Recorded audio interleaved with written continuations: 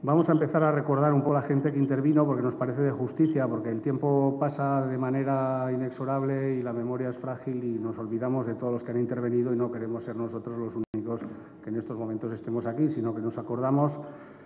pues principalmente de Belén Esparza, que colaboró desde las ideas y los primeros momentos del concurso, las colaboraciones de José Manuel Arellano, que además de también en las fases de concurso hizo una maqueta fantástica que todavía se puede ver en la Gerencia de Urbanismo del Ayuntamiento de Pamplona, aquí en el edificio de al lado. El mismo Faustino Ezcorbe, escultor, amigo, que hizo de consultor en unas intervenciones artísticas en torno a, que luego, bueno, pues recuerdan otras intervenciones que se han hecho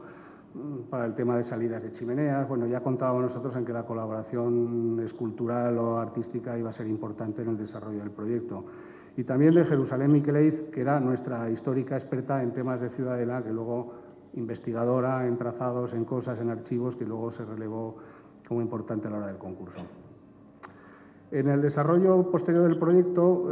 Josécho Arauzo, que también está por aquí, llevó el peso de ser el arquitecto un poco responsable, aglutinador de un equipo heterogéneo en el que intervino Joaquín Salanueva como ingeniero, con un calculista turco que contrataron muy divertido y que pusieron en nuestro estudio para desarrollar todo lo que era la compleja entonces estructura del primer proyecto de estación de autobuses, que costó un huevo y que no sirvió para nada, pero lo hicimos muy bien, como siempre. Y también desde el principio la empresa de ingeniería Iturralde y Sagüés, sobre todo Rafa, especialmente, que se encargaban de ponerle las tripas y los tubos para que todo aquello más o menos funcionara. Y aquel proyecto queremos recordar que tenía un ojo y tenía unas fachadas al exterior y respiraba por los fosos. Este proyecto en aquel momento se intentó gestionar de una manera arriesgada con una maniobra de una carambola imposible a 37 bandas que no salió y que el Ayuntamiento de Pamplona tuvo que desestimar y dejar aparcado y no llegó a nada. Mientras tanto, la institución Príncipe Diana, conscientes del riesgo que una operación próxima a la Ciudadela podía llevar para el patrimonio dentro de sus criterios, incoó un expediente que declaraba como bien de interés cultural no solo lo que es propiamente el entorno de la Ciudadela, sino que lo aumentaba a los propios glacis de la Ciudadela, es decir, al ámbito en el que se tenía que desarrollar la estación de autobuses, cosa que antes quedaba fuera. Eso, como veremos, luego tuvo también importantes consecuencias. Hace relativamente ya menos tiempo, estando Yolanda Barcina ya como alcaldesa de Pamplona, se retoma el proyecto de Yanguas y Miranda como un buen desplazamiento para la estación de autobuses. Hubo una controversia entre si se hacía una estación intermodal con la estación del AVE en Chabacoy, si se hacía en el centro de Pamplona. Recordaréis toda la polémica que hubo. Al final se decidió pues, que el emplazamiento más idóneo era el actual, donde estamos, en el centro de la ciudad, con un aparcamiento para vehículos y con una futura conexión mediante autobuses lanzadera con la estación del AVE.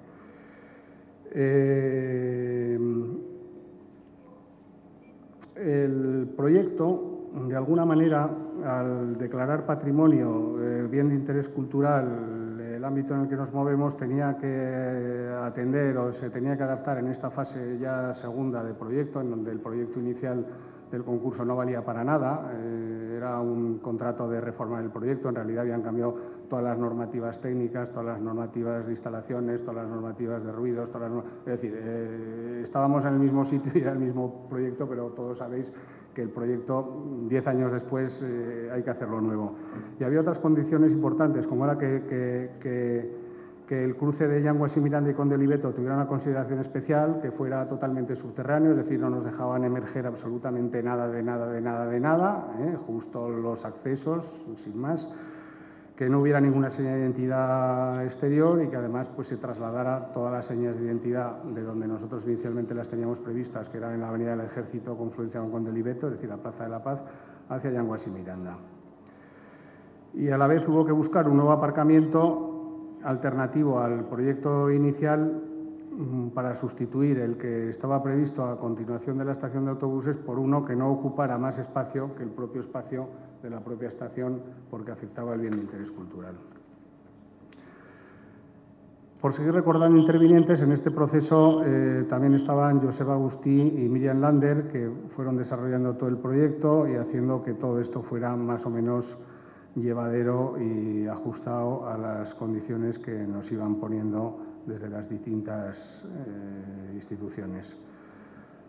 También por recordar, y voy a ir abreviando porque si no veo que nos vamos a ir un poco de tiempo, voy a recordar a Félix Biurrun como aparejador que intervino fundamentalmente en el tema de las mediciones, a Pedro Pejenaute, también aparejador que intervino ahora reciclado a fotógrafo de arquitectura con gran éxito y que algunas de las fotos que veréis aquí luego son cosas suyas. Y bueno, una vez terminada esta fase de proyecto, de fotos, de determinación de lo que era el proyecto, pues empezó la fase de adjudicación de la obra. Queremos también tener un recuerdo a la empresa adjudicataria, que fue una UTE entre la empresa navarra CISA y la sevillana GA2000, que tenían experiencia en explotación de aparcamientos y que entre las dos son las empresas que han conseguido llevar a buen término lo que es la obra. Además de la obra, claro, se necesitaba una dirección de obra importante. Entonces, IDOM, representada por nuestro amigo Jesús, fue la empresa adjudicataria de los trabajos, una empresa que sin duda tenía experiencia, prestigio para llevarla a cabo y que desde el punto de vista de la Administración les daba total confianza. La verdad es que nosotros estamos contentos, dentro de que nosotros no fuimos los adjudicatarios, de que hubiera sido IDOM y Jesús Armendáriz, porque la verdad es que su esfuerzo, su entrega, su dedicación, el pelear por la estación hasta límites casi de la extenuación han sido importantes para que la estación, a pesar de lo que ha perdido cosas, siga siendo un proyecto del cual todos, tanto autores del proyecto como directores de obra, podamos seguir siendo orgullosos del resultado. Bueno, por último, queremos resaltar que, además de la dirección, el proyecto ha tenido una magnífica, impecable ejecución,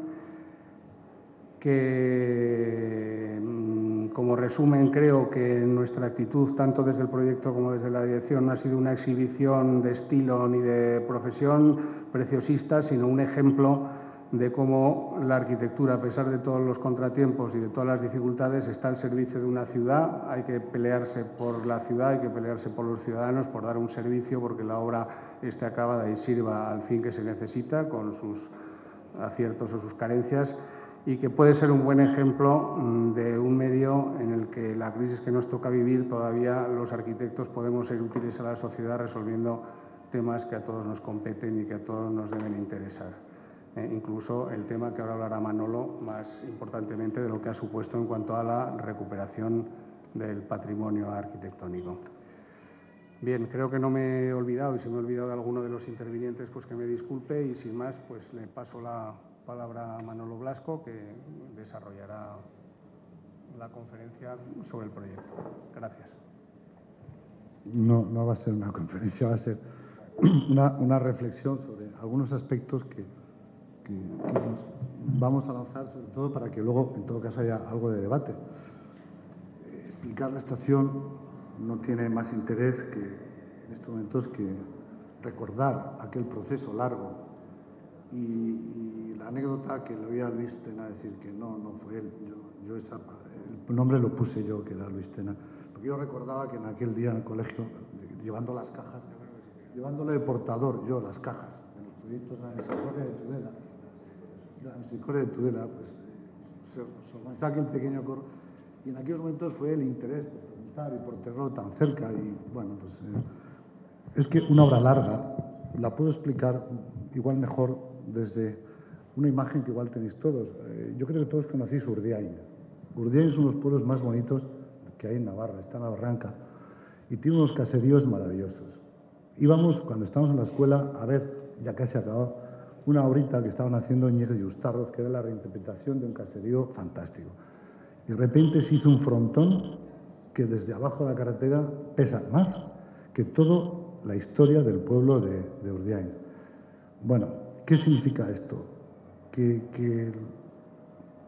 la historia de la arquitectura es en el fondo la historia de la construcción en el tiempo y que como tal es,